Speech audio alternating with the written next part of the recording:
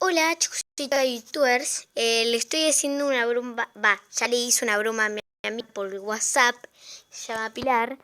Y bueno, lean el primer mensaje, se van a cagar de la risa.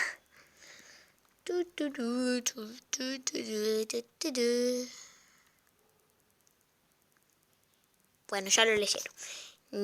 No, ella me le dijo, ¿qué le dijiste eso? A ver, manda una capa.